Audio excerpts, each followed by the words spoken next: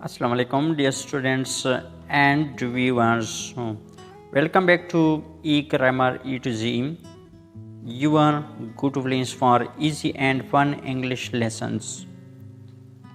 Do you ever get confused between you and your or struggle with tenses and prepositions? Well, worry no more.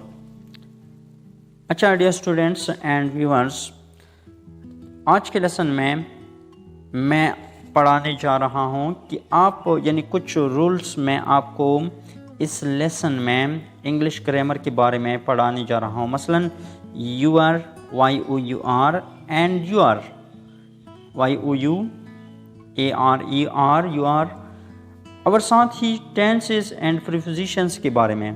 तो आइए इस video को last तक देखते हैं। और जो अहम यानी कुछ इम्पॉर्टेंट रूल्स हैं उसमें वो हम पढ़ने की कोशिश करते हैं।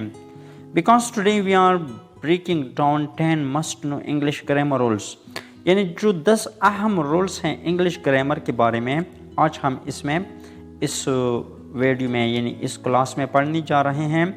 That will make you your speaking and writing 10x better, यानी 10 गुना आपका जो स्पीकिंग पावर है वो बेहतर होगा।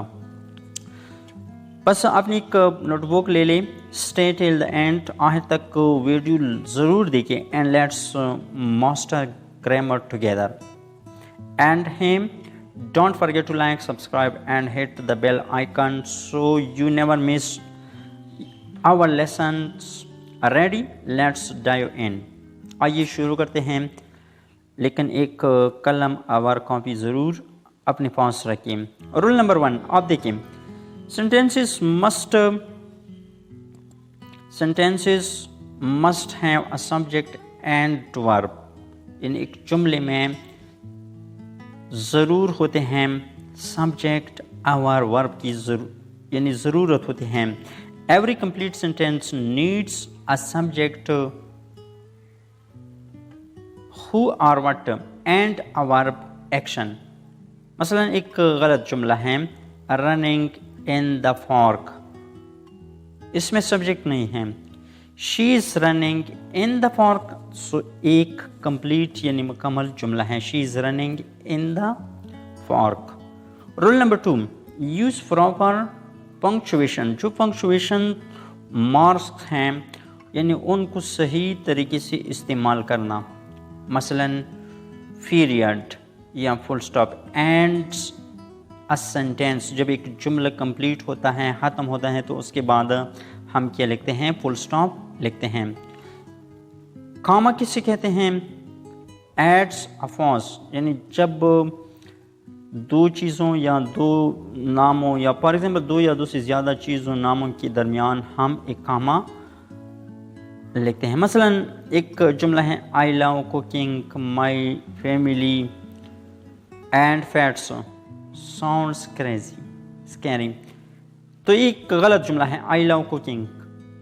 आई लव कुकिंग पेयर कामा आएगा, my family, I love cooking my family and fats, यानी मैं कुकिंग से प्यार करता हूँ, अपने ख़ानदान से मोहब्बत करता हूँ और जो पालतू जानवर हैं उनसे प्यार करता हूँ। यानी आई लव कुकिंग कामा आएगा, माई फैमिली फिर काम आएगा, and fats.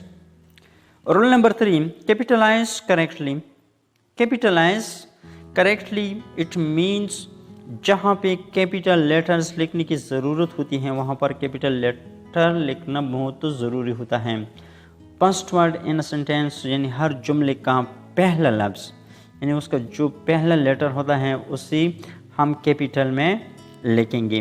Names and places, यानी जब कोई नाम आता है या जगह का नाम आता है या फॉर एग्जांपल एक शख्स का नाम आता है तो उसे हम कैपिटल में लिखेंगे। मसलन John lives in Paris, John J capital and Paris में पी कैपिटल। इसी तरह I am happy, I capital लिखा जाता है। Rule number 4, avoid double negatives. I don't know nothing. So this sentence is incorrect, एक गलत जुमला है। I don't know nothing. Correct जुमला कैसे होगा? I don't know anything. I don't know anything, यानी हम डबल नेगेटिव को इकट्ठे नहीं लिख सकते हैं या बोल सकते हैं। Rule number 5, subject verb agreement. Subject verb agreement, मसलन एक जुमला है she plays tennis, singular verb. Plural कैसे होगा? They play tennis, they play tennis. Verb subject agreement, for example एक जुमला है प्रेजेंट इंडेफिनिट टेंस का, मसलन शी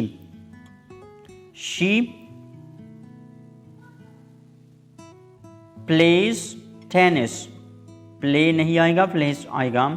अब दे प्ले टेनिस।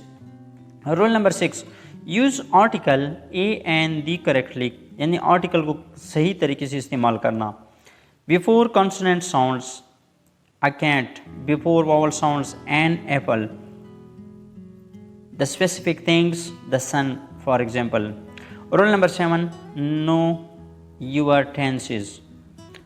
टेंसेस पर समझना, मसलन present tense I eat pizza, past tense I ate pizza, future I will eat pizza. Rule number 8, active and passive voice.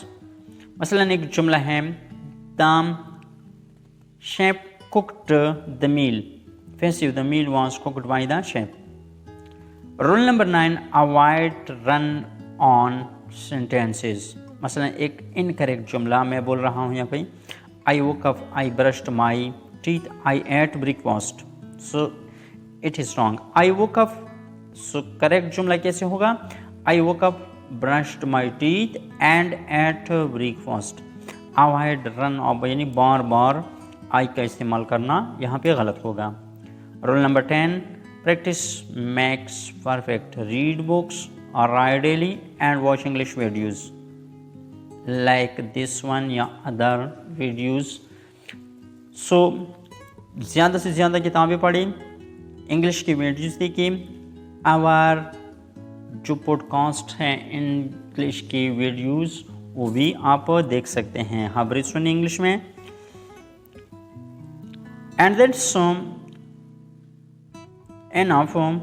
now you know the top 10 English grammar rules to speak and write like a from। Did you find this lesson helpful? Let me know in the comments which rule was new for you। Comments में आप बताइए कि कौन सा rule आपके लिए नया है, नया था। तो आप कमेंट में भी पूछ सकते हैं जो भी मसला हो, यानी इन रूल्स के बारे में। Also, if you want a part 2 with more grammar tips, smash that like button and subscribe with the notifications on so you never miss a lesson। Thanks for watching and remember, देखने का बहुत शुक्रिया, video देखने का बहुत शुक्रिया। Grammar is not scary when you learn it step by step सीखना grammar का बहुत वेरी इंपॉर्टेंट, यानी बहुत ज़रूरी है। See you in the next video. Until then, keep learning and stay awesome. Bye bye. Allah Hafiz.